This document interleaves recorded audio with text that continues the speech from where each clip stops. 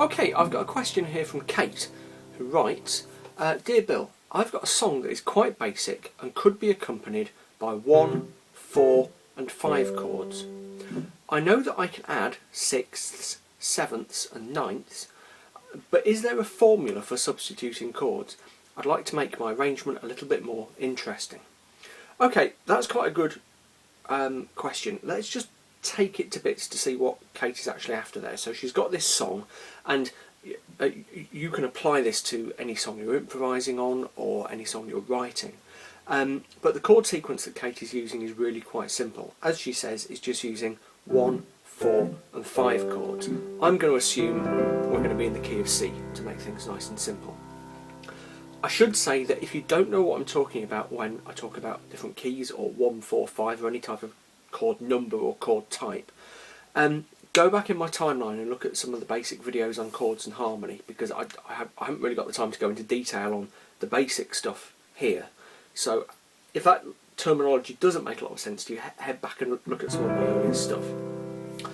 Okay, so Kate has this song, and in her words she wants to know if there is a formula for substituting chords.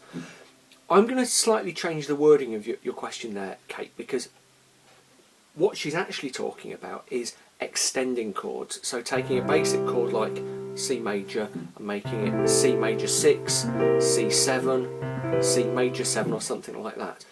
That's extending chords. Substituting chords is something a bit different. Okay, we'll maybe come on to that in another video fairly soon. Okay, so what Kate's saying is she wants to make her chords, her basic 1, 4, 5 chords, which in C would be C, F and G, wants to make them more interesting by extending them. Is there a formula for doing that? The basic question, the basic answer to that question is no, there isn't.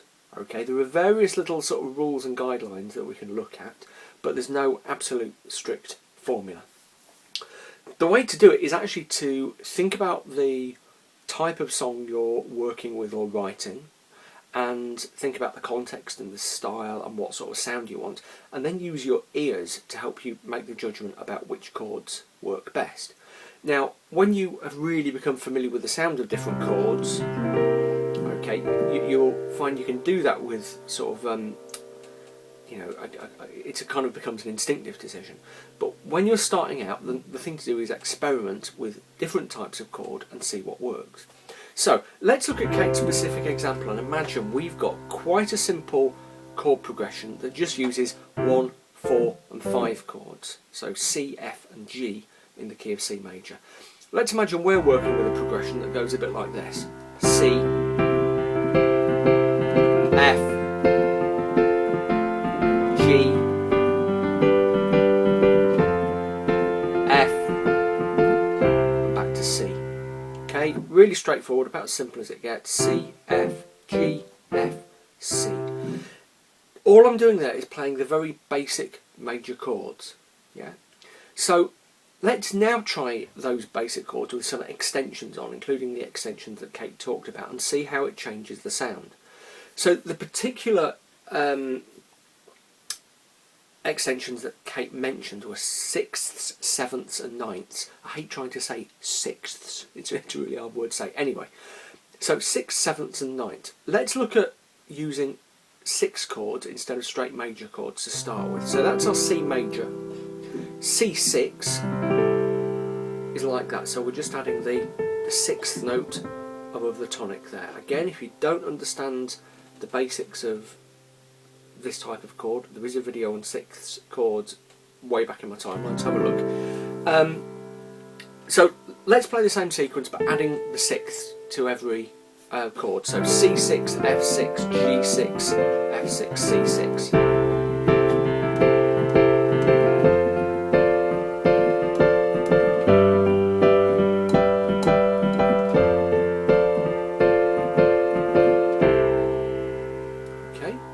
As you can see, that's really quite different in character from the very basic simple major chord. One of the characteristics of the 6th chord is that it sounds quite rich and quite lush. It's very kind of common in jazz, okay, and especially in kind of mainstream jazz of the 40s and 50s, and sort of if you think of even boogie woogie type stuff.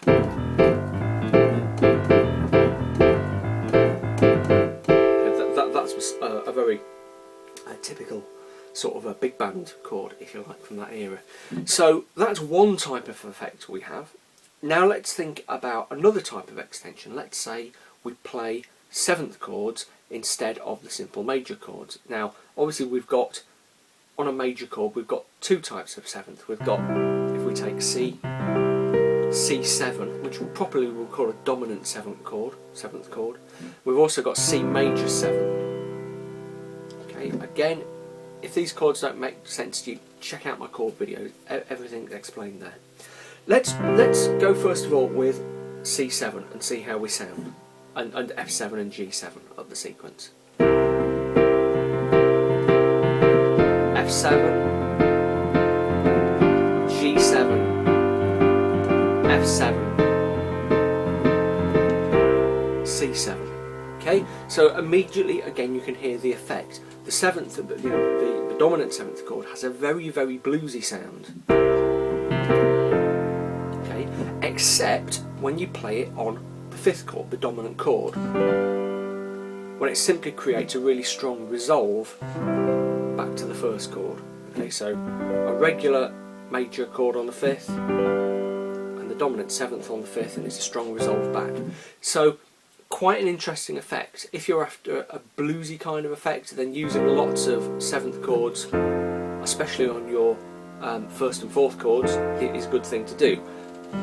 On the fifth chord, it just enhances the resolving effect, which, again, something I've talked about in the past, back down to the tonic, to the number one chord. Okay, so that's another one. Again, something else for you to play around with.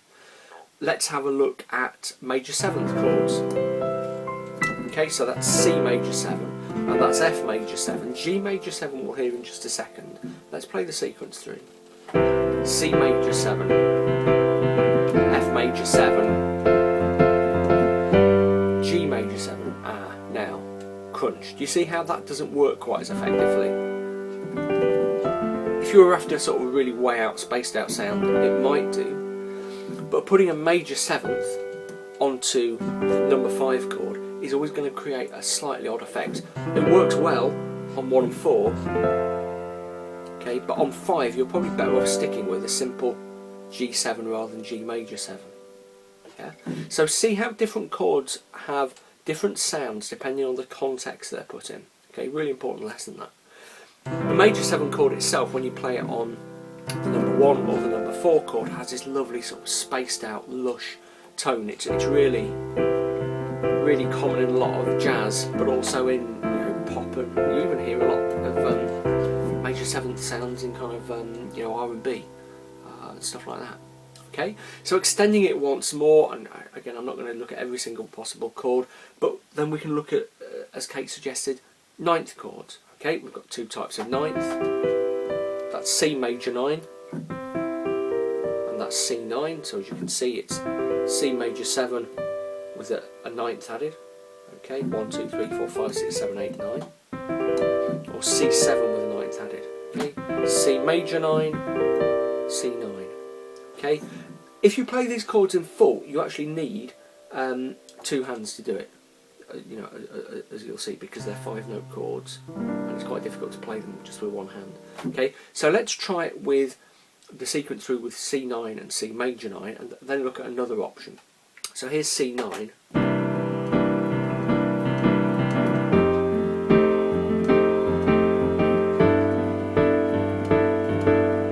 Whoops, missing out. That's G9.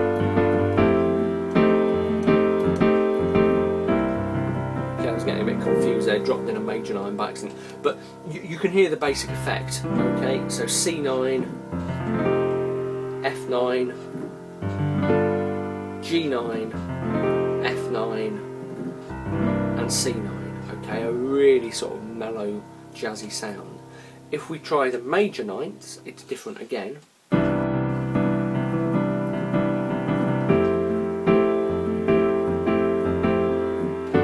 Again, the major ninth doesn't work quite as well, so just like the major 7th did on the 5th chord, so we might drop down to the regular ninth chord, G9, F major 9, C9. Okay.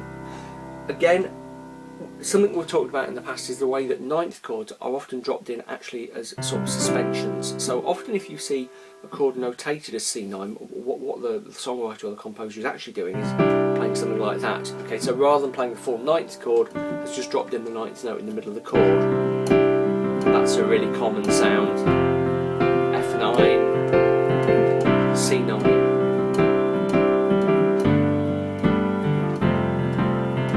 Very common, a lot of pop and country and stuff like that.